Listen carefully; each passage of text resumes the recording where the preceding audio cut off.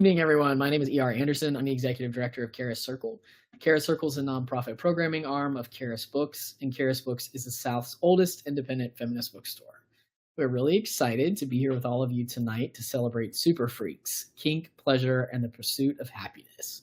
Tonight's event is co-hosted by our friends from Blood, Sweat, and Queers. It's an Atlanta space and social group for kinky queers.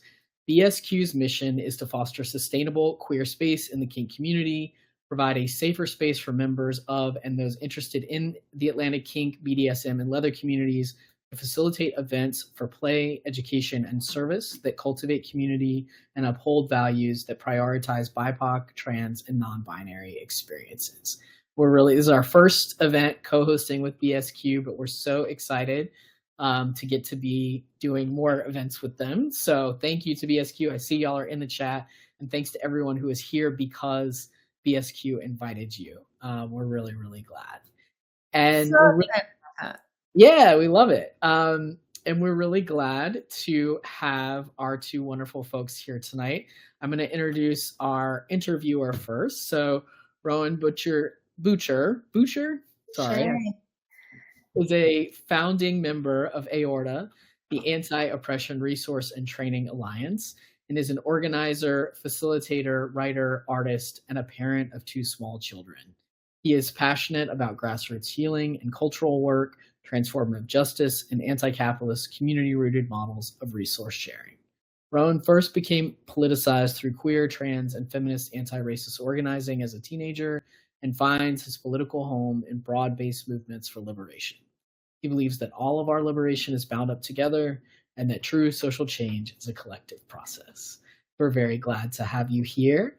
Roan Boucher, thank you for the help.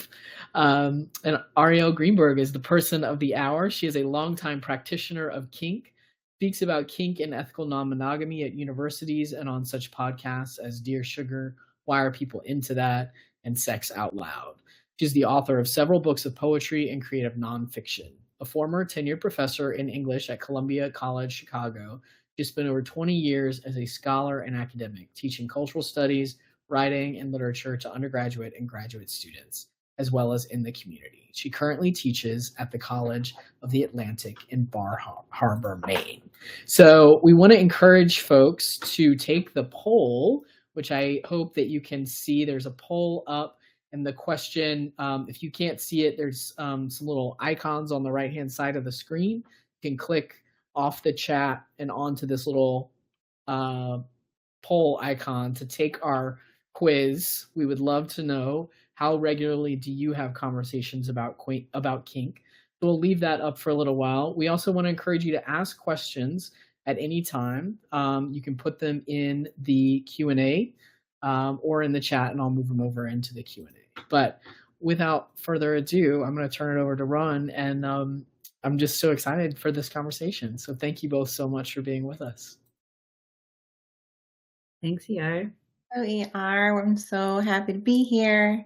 Thank you so much to Keras and to Blood, Sweat, and Queers. Super. Could not be more excited to have these two sponsors for this event tonight. Hi, Arielle. Hey, Roan. Shabbat shalom. Shabbat shalom. I am so excited that I get to interview you. As you know, I am drunk with power, and I'm going to start out, I think, by saying some thoughts that I have about your book, and then I'll let you talk. So I was really excited to get an advanced reader copy of your book. I read it in one day. And as your friend, the experience of reading the book was very similar to the experience of having a conversation with you, which was delightful. So this is one of my favorite types of books. So it's nonfiction. It involves research. It's not memoir, but your voice as an author, your perspective, your experience is very present in the text, right? Like we get some good anecdotes. You're right there. And I love that. And one of the things that I think comes through really strongly is your just sheer delight in the complexity of human sexuality. It's such a friendly book. And to give folks a sense of the book and of your vibe, I want to ask you to read just a really short passage from chapter 2. And this comes after some discussion of the question of why people are kinky. You sort of list some theories, you do some speculating. So could you read the 2 paragraphs on page 45 that start with "while researching these theories," just to the end of the page? Yes. Can everybody tell that Roan's really good at telling me what to do, and I'm really good at taking instruction? Not that that has anything to do with what we're talking about tonight, but yeah, kind of does. Okay, so yes, I will do as I am told. While researching theories about why people are kinky, I came across more than one sex and kink positive source that said, kindly enough, who cares why you're kinky? Just enjoy yourself. And while I appreciate the sentiment, I don't buy into it. This is a book for people who, like me and Roan, really like to think about sex and can never get enough of asking why. I say let's keep asking why. Let's keep conducting and participating in studies about sexual behavior. Let's keep reading articles and books. Let's keep talking to each other. We care enough to question what's deep in the oceans of our planet and what's out there in the stars. Doesn't it stand to reason that we also ask ourselves about what swims and glitters in our erotic selves as well? Thank you. Excellent job. I love our sexual brains as the ocean and the universe. And when I read that, one thing that's true is that the who cares why sentiment, as we know, kind of comes probably in large part from the reality that asking why has so often been weaponized, right? To pathologize, to discriminate and exclude, to oppress, to criminalize. And so there's this pressure to be like, let's not dig too deeply into that. But that puts us in kind of a defensive stance. It diminishes what sexuality is allowed to be. I think it's not really that dissimilar to the pressure to be like, we were born gay, we were born trans, it's innate, no further questions. That might be true in many cases, but it could also be true that there are an infinite amount of reasons, factors, contexts that inform and shape our sexuality in so many ways. And something, well, this is always my lens, something I feel very aware of, and forgive me for talking about hegemony as like the first thing, but this book is coming out in a political context in which, on the one hand, we have like increased visibility and celebration of gender and sexuality that it exists outside of normative paradigms, but also simultaneously, we have like ascendant right-wing forces in the form of people in institutions with a lot of power, very explicitly being like, trans people should not exist. Deviant sexuality is a threat to society, right?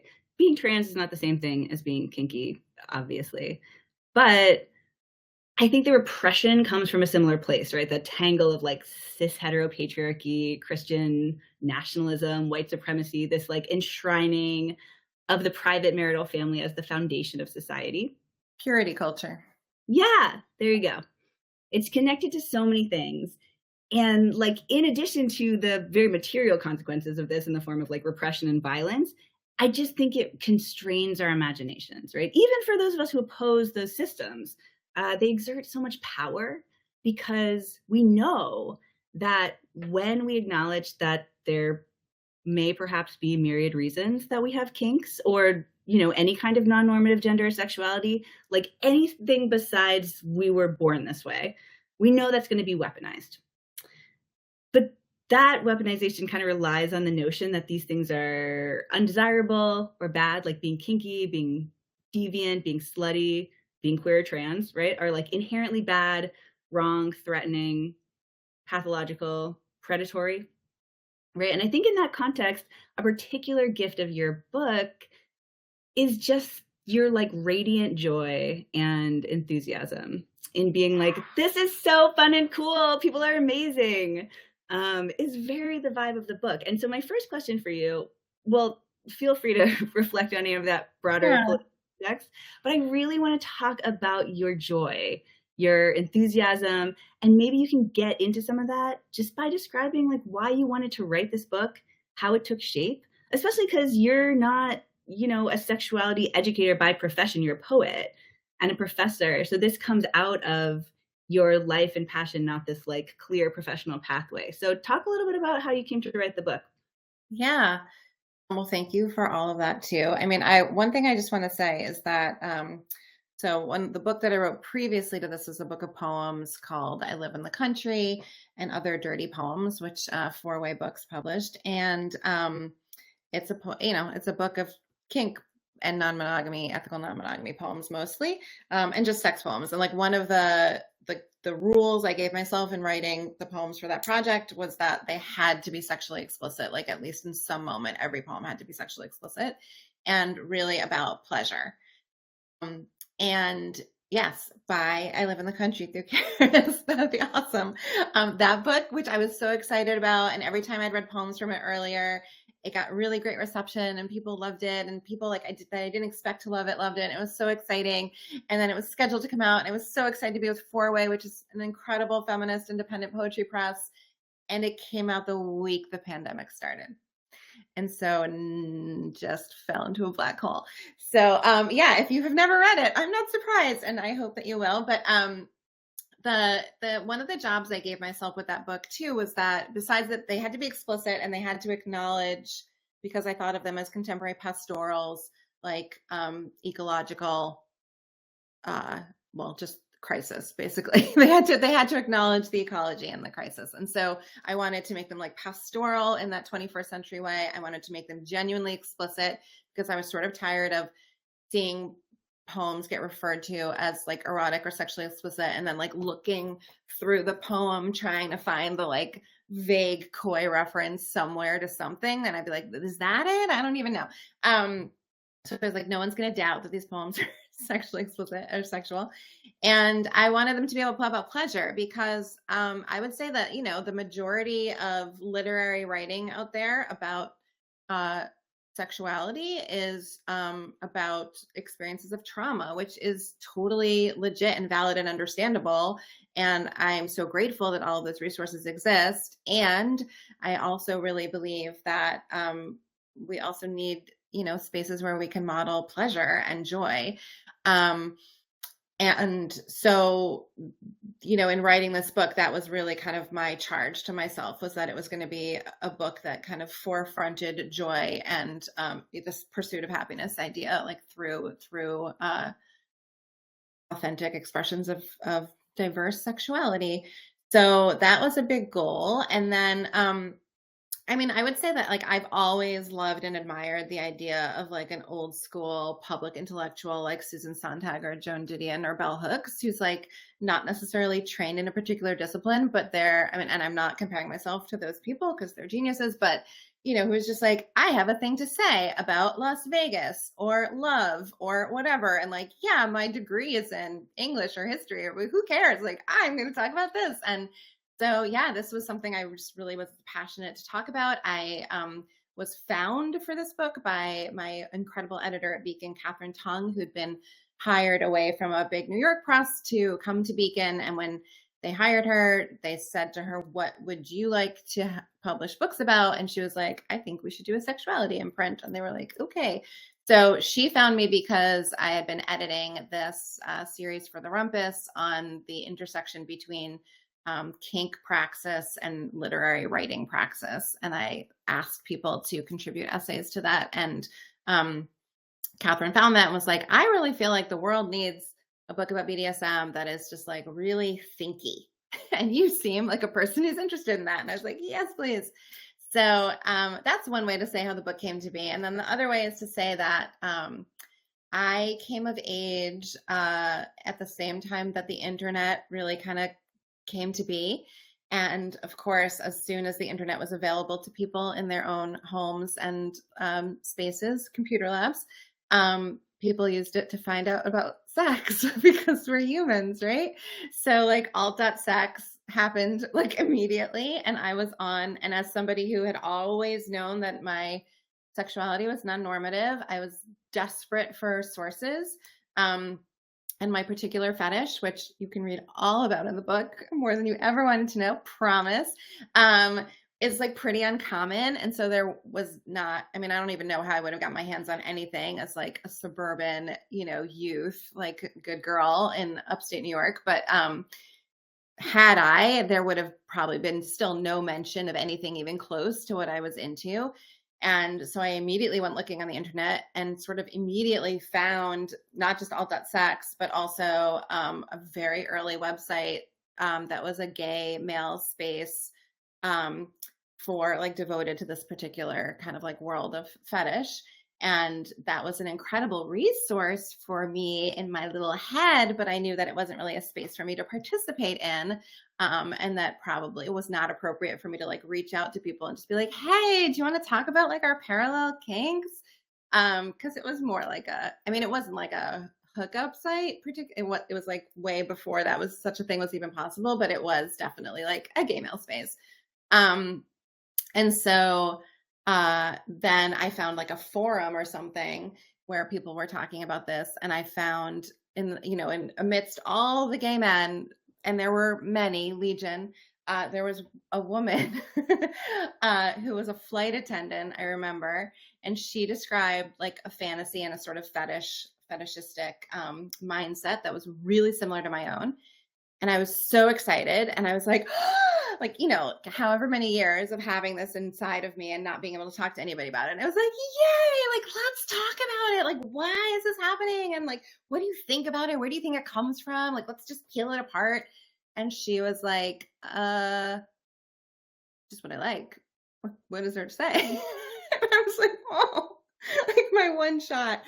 So, I really think of this book also as kind of like that conversation that I never got to have, not just about my fetish, but about like all the fetishes that I feel and kinks and, both the ones that get discussed in the good books out there that exist about BDSM and kink, and also the ones that really I hardly ever see get talked about in other books or even like event spaces, even like kink events where there's like, partly because there's a lot of these things that you can't really play out in like a pickup scene in a dungeon. They don't really get to have a space to be discussed and yeah, just chatted about. I love that. That's also one of my favorite parts of the book is that really comes across. I think you and I are both people who, sometimes I forget that not everybody is like, I love to discuss in depth my sex life and all of the things I like and what turns me on and why. And like, some people just aren't into that. It's not their thing. That's cool. I think both you and I are people who would like have really good sex and then be like, let's debrief. What was your favorite part? And that's like such a fun part of it, right? And just getting to talk about it and learn, and that's why I love that quote that I had you read, because it's like, we want to explore our world. We want to understand things, not for necessarily a reason, right? Not to any particular end, but just for the joy of understanding it. And I really like that. Yeah, we, my partner and I, before the pandemic times, would go to this one kink event that's like 9 hours away. And we always, like, in some ways, looked forward most to the 9-hour drive home because we would just start talking about everything that happened at the kink event. And we literally wouldn't finish by the time we got home 9 hours later. We'd be like, we didn't even talk about so-and-so. It was so fun.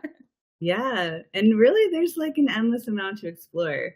I have another question for you. I want to say to our audience that you can also ask questions. You can put them in the chat, or you can put them in the little Q&A box. And like, we might take some time after to answer questions, but we might also just intersperse them into the conversation. So if you have like reactions, you can just go wild in the chat, come with your questions. It's great. We love it. So one of the things that your book explores in depth in particular are paraphilias or fetishes. And I love the way that you talk about these in the book.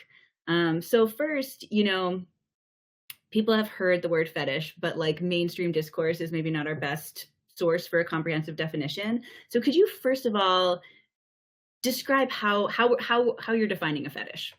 Yeah, I'll read a little bit of the definition from the book, actually. Well, and it's really about the origin of that term. So the term fetish was likely first used in the early 1600s by Portuguese sailors who observed people off the coast of Africa worshiping small charm-like objects. At least that was their interpretation. But the truth is, like, every culture has such objects, right? Cultures all over the world, people that where we sort of attach ourselves to like little figures. It could be like an altar item, right? It could be a crystal. It could be a carved piece, anything, right? Souvenir of something, lock of hair, that we feel, it offers protection or influence in some way. And so in that traditional non-sexual sense, a fetish could be like the lucky pendant that your grandmother gave you, the one that if you lose it, you feel like, oh no, right? Fetish objects command our devotion and obsession. We trust and revere them. And in return, they offer us gratification, a sense of security and pleasure. And so I think of that as like also a great way to explain how sexual fetishists feel about the things that we fetishize. We revere and worship those things, be they body parts. And so this is where, like, what an erotic fetish is basically an object, quote unquote, or a body part that is just not usually seen as sexualized, commonly, and that's of course culturally subjective and a construct within a particular context, but so be it. And to the point of like that sort of deep obsession. And often, I make the case elsewhere in the book that in order for it to sort of fit under that rubric of non-normative, it probably feels taboo to us, like culturally in some way, like either it's kind of considered like repulsive or problematic and, in some form or fashion.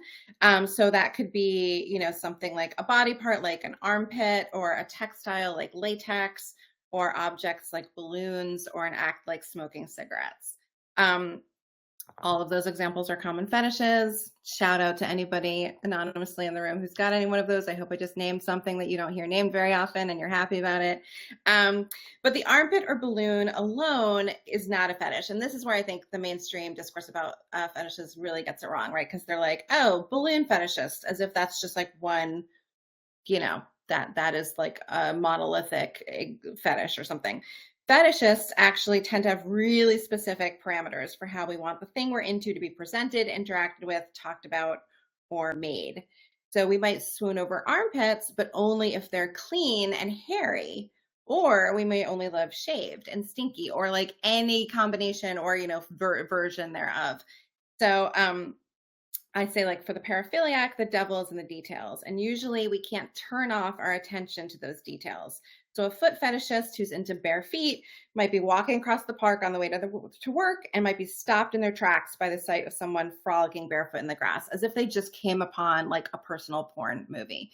This is the very disconcerting thing about having fetishes, is that you are in the world in like very, quote unquote, wholesome, like non-erotic spaces, and somebody does something or has some attribute and you're just like riveted to it as if it is XXX porn and everybody else is just going about their business. I give lots of different examples of this in the book and like quotes from people for whom this happens. And then I just say, as a fetishist, I've always felt that what lights me up feels so powerful, so specific, and so beyond my control or understanding that it is as if a sexuality chip has been implanted in my brain. Experiencing the world through that filter has been baffling and sometimes overwhelming and also really fascinating. So that was like a big reason why I was also excited to write this book and do the research. That image of a sexuality chip implanted in your brain I really find that quite striking. I relate to that a lot. And I think it's just something that is so beautiful about being human. I guess we don't really know how other species' sexual imaginations work, but human. It's just so interesting. And like what you're describing about like, oh, if we have these sort of arousal buttons that respond to things that are not necessarily like, mainstream porn, we can encounter them out in the world. And we're like, oh, one of the things that you talk about, I think, is how like many people can identify watching cartoons as children and being like that one thing that was totally non-sexual, ostensibly, what is like an erotic root for me. Yeah. Yeah. I mean, there's so many children's cartoons with images of people being tied up, right? Or spanked. And I asked this question in the book. There's no answer to it. It's like, which came first, the chicken or the egg? Are all of these people who get into cartooning, which is, of course, like a wonderful career for people who are really tapped into their childhood imaginations, just in touch with something that they're then channeling through? Or do, kids come across this stuff and say like, hey, wait a minute, like, tied to the railroad tracks again? Like, yay. I quote somebody, I think in the book, who has the vor fetish of like fantasizing about being eaten or most like being swallowed, and watching like a commercial for like children's cold cereal, where the image is of like a tiny little person is on the spoon with the cereal and they swallow them, and they're watching this commercial with their family, which everybody just thinks is like, oh, it's funny, whatever, it's cereal commercial, and they are meanwhile like having this deeply profound erotic experience in their head. And yeah, pretty wild.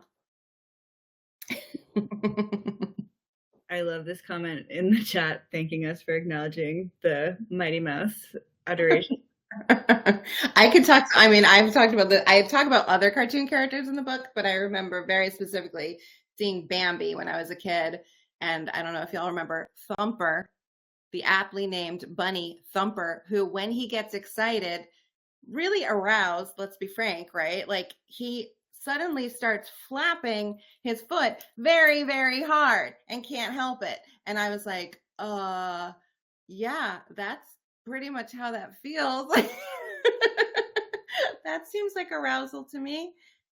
Yeah. And I think it's like there are whole lines of conversation we could go down around like, because of what you talk about pretty extensively that you mentioned, is that often what is taboo plays a big role in what can be erotic, right? And that's very societally specific and can contextually change depending on like the time period or the community or your reference points or whatever.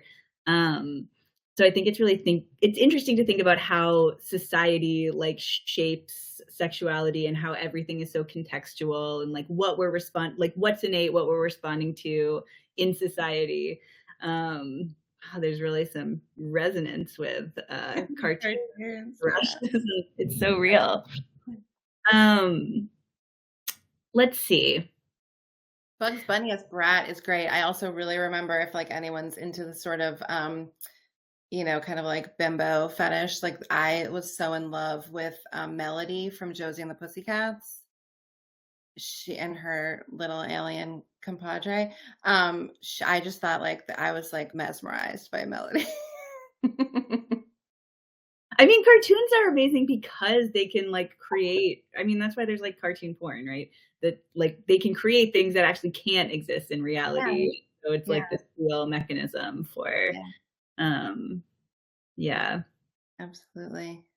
And just sort of the most extreme expressions of id too, right? Like, I just think that that's what, the Cat in the Hat or Bugs Bunny or like a lot of these like anarchic, these like figures of anarchy represent, and they are allowed to go to these extremes. So it makes sense. Yeah. I'm just having like a memory of this comic book that I gained access to in high school that I think was called like The Diary of a Lesbian College Schoolgirl. She's in college because, it's appropriate, legal. And it's like it's just a comic book where this girl like does a bunch of like slutty lesbian stuff, and there's this part where she has a dream where she like shrinks down really small and then has sex with like her girlfriend's nipple. Anyway, it's really I want to find this comic book. Well, impression on me, and I got that until right now. Yeah, I read my dad's Playboys as when I was a kid, and the cartoons in that were just like, they're seared into my memory for sure. Yeah. All right. Well, my next question for you is, I want to know what, for you, as somebody who is very frequently talking about sex and kink and erotic imagination, you did a lot of research for this book. So is there anything that was Okay, it's a multi-part question. So what was surprising or challenging in writing the book is the question, but you could take a couple of angles on it, right? And you should take both. So the first one is, what's something fascinating and cool that you learned about that you loved that you didn't know before? And the next one is just like, what's something that felt complicated?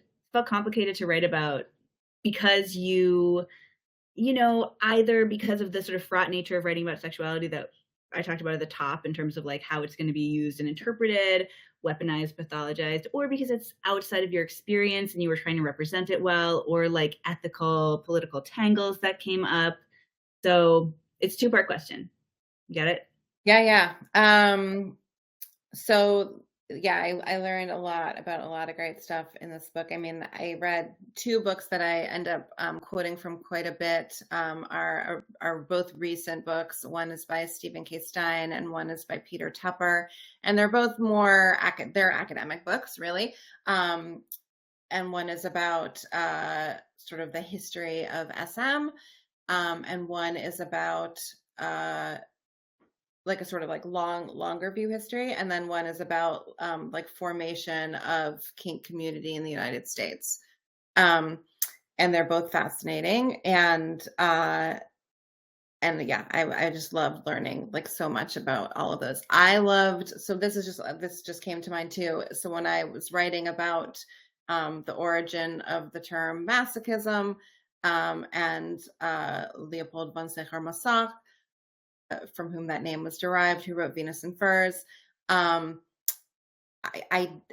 knew a lot. I knew quite a bit about him, and in some ways, and how influential that book was, and how, like, kind of like what a blueprint it is in so many ways for a lot of BDSM erotica. But I did not know that he and one of his early lovers actually made a DS 24/7 contract, and it looks like a DS 24/7 contract.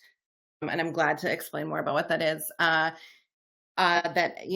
people you and I know would write up today. It's like so good. It's so good. And it was written, in the late 1800s in Austria. And it says things like, we're not going to infringe upon each other's, like, we're going to do this, but it's not going to have we don't want it to have a negative impact on either of our like work lives or like other work kind of life balance issues. And we will mutually part ways amicably if at some time should we choose. And it's like got all this really egalitarian language in it. That's pretty incredible. And then also they did it, like they really carried it out in a lot of ways. And they went on this trip together where he pretended to be, he role played as her servant boy the whole time. And she wore fur and high heeled boots and the whole 9 yards, and like had him on. There's a picture of them where I think he's like on a little collar or leash, or she's got a whip in her hand or something like that. Anyway, like that contract is amazing. So that I love that history has been around for at least 150 years. Like a DS contract, egalitarian DS contract. I loved when I was researching the Objectophiles section. Oh, so just to go back up in case anyone doesn't know, 24/7 DS. So DS, dominance and submission, and 24/7 gaming system. It's like a Nintendo Switch. Thank you, Willa.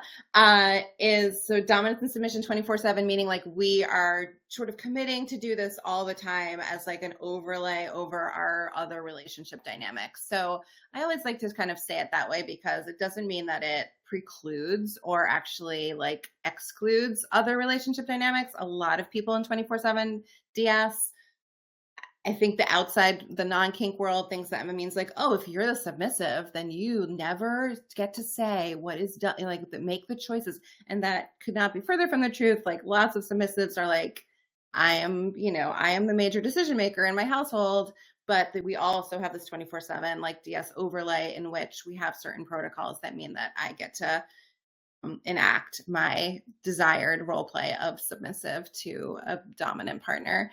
And so 24/7 means, not quite literally 24/7. I don't think any of us actually can achieve that, but it does mean that like, rather than just, we occasionally play with this in, a kind of sexy space, it means like, no, actually our relationship dynamic is kind of predicated on this. So yeah, so then when I was researching the objectophile section, which is people who have fetishes for inanimate objects, which I knew some things about some of those, but one that came up quite a bit in the research that's been done on that is people who have sexual attachments to their stereo equipment.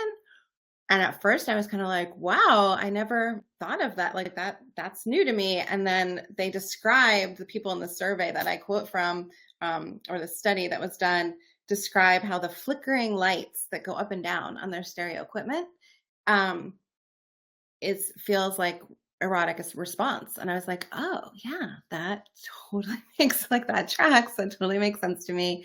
So that was really interesting. And then I also found out when I was researching stuff on adult diaper lovers, that there is a service in California that sort of acts as a daycare center for people who want to, like, really hardcore role play adult baby stuff. And it's like it's not like a sex workspace per se, or like in the traditional way we would think of, I guess, but it's like a kink space. And it doesn't even, it sounds like maybe it's not even a space where like sexual or sexualized contact would be allowed, but it's a place where people can really play out that fantasy with like large scale equipment, right, and gear that like you're not going to find at most dungeons, and might be pretty hard to have in your house too, like a really big like playpen or high chair or something like that, and like all of the accoutrement.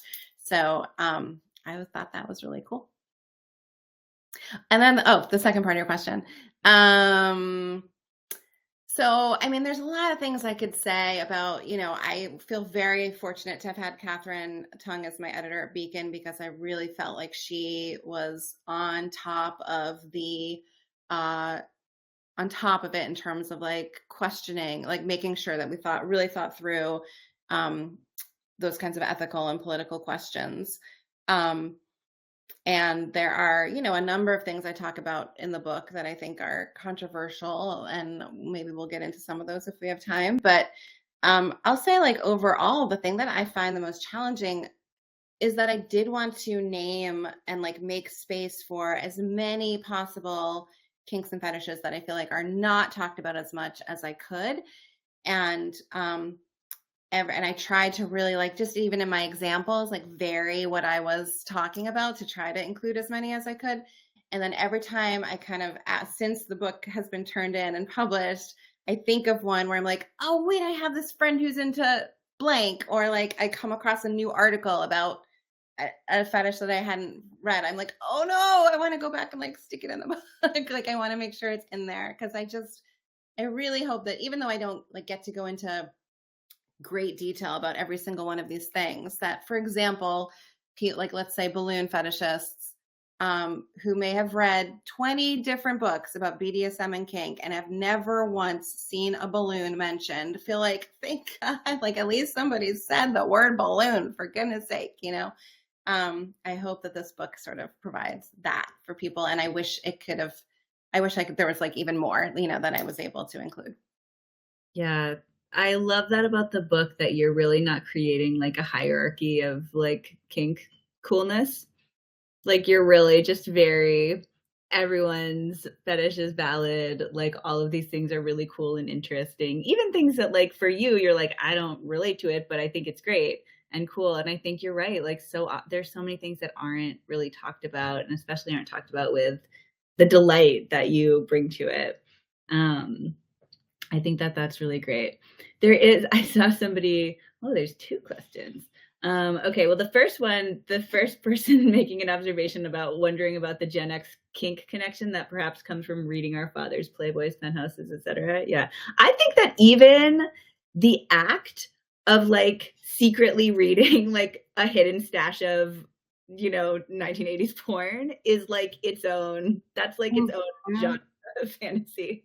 Totally. And I make that point in the book too, is that like I kind of miss the days when you had to go into the back room of a video store to see the porn, like or like find the little like shelf in the bookstore, or look behind the cardboard and the magazine stand, because Yeah, I mean, Roan and I have talked about this before, and I feel like there was something early on that you said, Ron, that alluded to this, but like, oh, just about the political climate. That in some ways, it's everything about it is horrible, obviously, but like, I hope that one thing that it inspires is just like digging down deep into like the deviant parts of this culture. You and I have talked about the kind of, you know, sanitization of queer culture and the corporatization of queer culture and pride and things like that. And like if this does nothing else, I mean, let's hope that we, you know, overturn and get past this moment for sure as quickly as we can. But in the meantime, also let's like use it as an excuse to just really get into like the dirty, dirty stuff that in some ways I feel like has been lost from queer and kink community, like just really celebrating the like backroom shit because that is part of our legacy and our history. We literally would not be here without it. And it's super important and like also beautiful. Like I just love, you know, like 1920s Berlin stuff and like all that jazz, as they say. It's just, you know, like in the face, often I think of like the most oppression and censorship comes also the 80s is a great example. Like, you know, Bob Flanagan's Super Masochist, like just like people who are just like, I'm going to be like the furthest possible extreme of this because fuck you, Andre Serrano and all of, you know, Robert Mapplethorpe and all of those artists of the 80s who are really like, yeah, you think this is obscene? Let me just, I haven't even started yet. So here's to that. You're like referencing people. I'm like, I feel like there's whole lines that we could go down. Like you're talking about Bob Flanagan and ways that we could talk about kink as like a healing practice or like what, you know, different ways to, I mean, earlier you were talking about your poetry book and like juxtaposing these sexual poems with ecological crisis. And I'm just always thinking about like thriving in the apocalypse and like the world is burning, but we still need to have hot sex. And that's, yeah. I think that's really powerful and important and like rebellious in a way, right? To be like, we get to have this, we get to have like queer, kinky joy in these times. I remember those back rooms of video stores. The kids these days will never know. It was, like, as soon as I turned 18, I was like, I can go behind the curtain now and I'm allowed. Like, that was a special experience. There's better porn available now, but. Yeah, for sure. Definitely. But also, like, you have to sift through the gajillion, like, clips to get to the good stuff, unless you subscribe, as you should, to, like, good, responsible, sex positive, queer, independent porn outlets. 100. There's somebody asking, are there kinks you had to leave out of the book? Like for a variety of reasons. Yeah, nothing that I was like told to leave out or felt that I had to leave out, just things that I either forgot to include or you know, didn't kind of think of until afterwards. I wish I had talked about pregnancy fetish, I will say. Because I think that's a pretty big one. And I think the reasons that that is taboo are really interesting, right? In terms of like misogyny and stuff like that. Like, why would it be exactly taboo to be attracted to a pregnant body? Like, that's interesting. Like, but that's one that I feel like I didn't get to mention and I wish that I had. Yeah, no, nothing. I will just say that there's like a kind of long diatribe that I wrote about pedophilia, which is kind of like an essay that I've wanted to write for probably 15, 20 years. No, yeah, more like 20 years. And this book kind of gave me a space in which to sort of start exploring that. And then I just like kept going because like really I kind of want to write a dissertation about this. And my editor did have to say like, that's great. And I'm totally for you, like make kind of like this hot take, but it doesn't need to be like 20 pages long. Like, let's make it 2 pages long. Like this is kind of a side angle, but, and the upshot of that is basically like that. I think it's really important to name the difference between pedophilia as an actual paraphilia, like fetish that one can never act on ethically, and that I have enormous empathy for people who have that fetish, because it's really, most people who do like legitimately have it as a fetish don't like seek help, and also don't act on it and feel quite tortured about it. And the everyday, all too common predatory behavior of people who are not at all pedophiles or fetishists, who are just assholes, right? Like, who are, I mean, the same way that rape is not about sexual pleasure in any way, or attraction or desire, that kind of predatory behavior against people who are underage is not about sexual attraction or desire either, right? It's just about abuse. Well, it actually makes me think about how like the lack of sexuality discourse and education and our like cultural incoherence and inability to talk about sex actually makes it so that the climate is more there's more space for violence and abuse, right? Because we're conflating things that are not the same. Right. You know, in the same way that like, abstinence education is not like preventing the things that it's like supposed to prevent, right? Like pathologizing every form of non-normative sexuality is not actually keeping children out of danger and keeping sexual assault from happening. It's actually contributing to it, right? This like level of repression. And as you said, it gets weaponized, so that like I wrote in the book about you know, a kid who got arrested, I believe, for sending, you know, nude selfies of himself at 17 to like his 16-year-old girlfriend. Like, this is not, nobody's a pedophile in this situation. Like, it's just, you know, that, and ruining people's lives, like perfectly healthy, consensual behavior. Yeah, the definition of that just gets like expand, and it just becomes into, it's like a stranger danger thing that is not useful to anyone, and is exactly as you say, like just does not do any education. It actually just masks the problem of the fact that most people who are abused as children are abused by somebody that they know very well, and it's not a stranger at all. It's not like some creep on the beach, blah blah blah. It's like someone that is in their circle. And it's a kind of way of passing blame, I think, right? And like, just like not owning responsibility for what we actually can control as parents or guardians of the young people in our lives. I actually have a very strong memory of being a very young child and watching a Sesame Street skit about stranger danger, where the person playing the stranger was like a mustache twirling villain.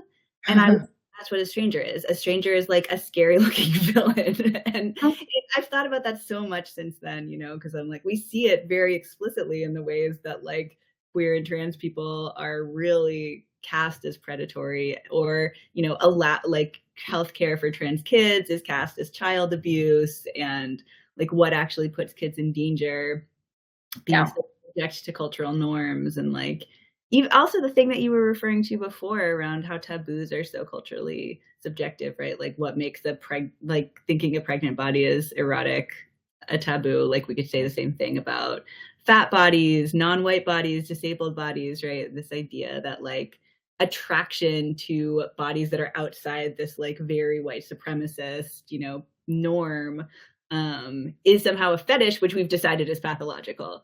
Right. Yeah, absolutely. Yeah, I sort of talk about that in the book too, like the difference between just a preference, right, or an attraction that's non-normative, and something that's really feels like that's like really, but that's like so culturally specific, as you're just saying, versus like having a sexual attraction to your stereo. Yeah. Okay, here's a really interesting question in the Q&A. I'm curious about this too. In your research, did you discover fetishes or kinks that are new or much more common now, or fetishes, kinks that used to be common and are no longer that common? That could also change, I guess, with the like cultural definitions of like what's taboo, that's what's considered a fetish or whatever. Yeah, totally. This is a great question. Thank you, Sinclair. So, I mean, I do talk about this in the book. I do think this is really interesting. Like, I saw in the course of my own kind of experience in kink community, at events and workshops, and even like on FetLife and things like that, I feel like I really witnessed the ascension of rope. Um, from kind of like one of, many fetishes or kinks. And certainly, it's all kink. Rope has a long history for sure. And like there's a lot of overlapping ways in which like you can be kinky about rope. But it really went from like one of, many such things that were talked about at events being like the thing. And I feel like ckery, you probably have saw this too. You put in the chat if you want like the. It went to the point where I was like, I really wanted my little name badge at events to be like rope, rope, rope, rope, rope, blah blah blah blah blah. Like just like enough with the rope already. It kind of felt like a takeover. And I don't know if that's still kind of happening at the same level because I haven't really been participating since the pandemic hit at all in like community spaces. But yeah, it felt like a trend. And that was interesting to me because I was like, is there such a thing as like a trendy kink? I mean, I feel like before the internet, there couldn't have been because you just had the thing that you were into and you had to work so hard, as we're saying, to find the resources and find the like little underground community or, porn or whatever it was that you're going to find. And now, of course, we have like this totally different kind of access, largely online, but also online then giving like access to getting together in community and gatherings at munches or events or dungeons or whatever. And then we get to go to something and hear about other people's stuff and their interests and say like, oh, maybe I want to try that too. That sounds cool. Or even just like have vendors there who are selling stuff and you're like, oh, that flogger is really pretty. I want to try it out. So, I do think that now it's kind of possible for there to be, and, FetLife certainly kind of makes it possible too, for there to literally be like on FetLife, there's literally trending, like these sort of track the algorithm, right, of like what's trending in terms of what's being discussed. And I find that fascinating because, I mean, no judgment, but like as somebody for whom what I'm into has been with me since before I can remember, since as long as I can remember, and really doesn't change, like feels very hardwired, that chip in my brain kind of idea, like that just doesn't. I mean, sure, I'm interested in seeing other people's stuff. I love seeing like the vendor gear and I love seeing other people's scenes and things that I'm not into at all. But like my innate desires really don't change, like, and don't really evolve that much, frankly. Like they're pretty set. And I know a lot of I think this is very much part of a certain kind of fetishistic mind, and I've heard a lot of other fetishists talk about it that way too. Like the thing I like is the thing I like, never shall it deviate from this particular formula. So yeah. Well, and even that, I mean, just thinking about your story about going on the 90s sex forum and finding like the flight attendant lady who was like, I too have this fetish, and you were like, someone has my fetish. Like you're a person who's definitely going to seek that out. Like you were ready to go. You were like, I'm going to find my people and then I'm going to try to immediately talk to them about it. Yes. You don't do that, Right. know? And I think there's something about like the conditions, I'm always like, would I have had my gender 30 years ago? No, because how could I have? It didn't exist. Like there was no context for me to have the gender that I have. And people are always like, the kids these days are all trans. And I'm like, that's right, they are. Because like maybe if you break out of this notion that like everybody's either one gender or another gender, maybe that was like the thing that wasn't true to begin with. And kids have like more freedom to be what they want to be, then they can actually be it, as opposed to when there's no space to be it. So I don't know, Right. maybe really like a lot of people who deeply are kinky about ropes, and they're like, wow, finally there's a place for me to express that. Yeah. I wonder Yeah. how people are just like, and I mean, that's why like your book is, just to really land it, that's why your book is so important, right? Because then people can like read it and be like, I too have a balloon fetish, and no one talks about it. Yeah. Yeah. This, Carly, this came up last night at the event I did where somebody in the audience asked about the kind of overlap between ethical non-monogamy communities and kink communities. And this is sort of what I said, is that I think a lot of people who get into ethical non-monogamy kind of gain access to kink community for the first time, and because they're already sort of in a sex positive space, they're like, "Ooh, like I'll try that." And I totally do think obviously some people, they just don't, as you're saying, Roan, like they don't have access to the thing, they've never been exposed to it, and so how could they know? But I also would say, like, for something like rope, let's say, um there are cartoons, right? And like picture books and what, like, there is, because it's not sexualized, it's different than like being like, I never met a trans person until I was 22 years old. Like, you encountered rope in your life as a child, probably, right? Like, you went to a hardware store one time, you went to like, you saw a birthday present wrapped up in something, you saw a dog tied up, like whatever it is. And like me, and for you, that might have been like, whoa, what is happening to me right now? Like, the smell of this rope that is like in the backyard on my tent or whatever is just like doing something for me. And I think that is what makes, like, these particular, like, really outside of the world of what we think of as like gender and sexuality and attraction and romance and love and all of these things, like, to the side of that is stereo equipment or rope at a hardware store. And like, if those are kind of your things, then probably you've known for a long time. Well, we have but a very brief another minute or two. If anybody wants to like really get in a last question, now's your chance. Or comment. Share everything that you have to share. I love talking to you about this, Arielle. It really, really brings me back to those days when you would make delicious snacks and we would hang out and talk about all of these things a decade ago. And I'm so glad that I now get to talk to you about this in public, about your book. So sadly, we're going to wrap up, although happily we get to see ER's face again, who's going to come and close us out. Yes, I will be right there.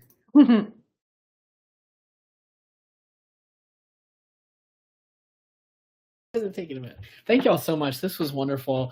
So BSQ Atlanta has just dropped a really great link in the chat. So everybody click on that. You can find out more about their upcoming events. We would love for you to attend and connect. And we will be hosting more events with BSQ throughout the fall. So if you're not on Karis's email list, please check us out. We would love for you to buy Superfreaks tonight from Karis. So click this teal button at the bottom center of the screen. That's a one-click purchase, and you will be able to get the book sent to your house. It really does help us when you buy books like this from us. I will say, this is my soapbox, but request that your local public library carry this book. It is really important that at a time when books are being challenged and banned in schools and in public libraries, that we do just as much pushing and requesting. And I talk to librarians all the time, and they say, yeah, I can't do what the will of the people does not demand, right? So we should be entitled to ask for what we want in libraries. And it's really important, just as you have taken so much time to be representative, like, to have these books on the shelves where anyone can access them is so important. And we know from our own experiences. So that's my mission. Go forth, request in public libraries, donate to the public library, and of course, buy your books from Karis, because it really does help us. So thank you all so much for being with us. I wish you all the best. This was lovely. Thank you. Yay. Thank you, Karis. Thank you so much. Thank you. I know that Roan and I both wish we were closer to Blood, Sweat, and Queers, and that it was such a time that we were able to frolic with y'all in person. Thank you so much for being here. Good night, y'all.